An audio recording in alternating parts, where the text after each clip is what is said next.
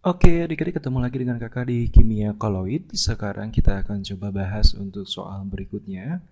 Di sini kakak punya soal ya, adsorpsi suatu zat pada adsorben yang lebih halus akan lebih baik hasilnya. Sebab zat yang menurunkan tegangan permukaan suatu zat cair akan lebih banyak terdapat pada lapisan permukaan antarfase. Baik, di sini adik-adik kita akan coba bahas untuk soal ini. Tapi seperti biasa, sebelum kita bahas, kita tulis dulu di sini. Jawab yuk. Ayo Kang, kita coba bahas bareng-bareng ya. Nah, adik-adik di sini soal ini adalah menuntut kita menganalisis apakah pernyataannya benar, kemudian apakah alasannya juga benar, lalu kemudian apakah antara pernyataan dan alasan menunjukkan hubungan sebab akibat atau tidak gitu. Ya. Nah, di sini berarti kita harus menganalisis apakah pernyataannya benar atau tidak. Kemudian alasannya benar atau tidak, ya. Jadi pernyataan benar, alasan benar, keduanya menunjukkan sebab akibat, ya, seperti itu.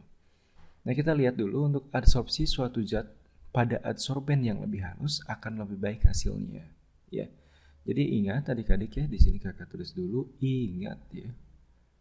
Ingat bahwa untuk adsorpsi ini ya, jadi koloid itu memiliki sifat adsorpsi. Ya. Nah, zat yang mempunyai kemampuan untuk mengadsorpsi biasanya disebut dengan adsorben. Ya. Nah, jadi koloid itu bisa mengadsorpsi, makanya koloid disebut dengan adsorben. Ya. Kenapa dia bisa mengadsorpsi? Karena dia memiliki tegangan permukaan adik-adik. Ya. Semakin banyak permukaannya, otomatis kemampuan mengadsorpsinya semakin bagus. Jadi semakin banyak, ya, maka kemampuan absorpsinya semakin baik atau bagus. Kenapa bisa semakin bagus? Karena tegangan permukaan ini berhubungan dengan luas permukaan adik-adik. Jadi semakin banyak, ya, semakin halus, otomatis permukaannya kan akan semakin banyak. Jika semakin banyak, maka kemampuan mengadsorpsinya juga semakin banyak, artinya semakin bagus. Jadi, jika ada pernyataan adsorpsi suatu zat pada absorben yang lebih halus akan lebih baik hasilnya, maka pernyataannya itu betul, adik-adik. Ya. Kemudian, kita lihat sebabnya. Sebab, zat yang menurunkan tegangan permukaan suatu zat cair akan lebih banyak terdapat pada lapisan permukaan antar fasa. Ya. Jadi zat yang menurunkan tegangan permukaan suatu zat cair. Jadi jangan lupa adik-adik bahwa untuk koloid itu, ya, koloid,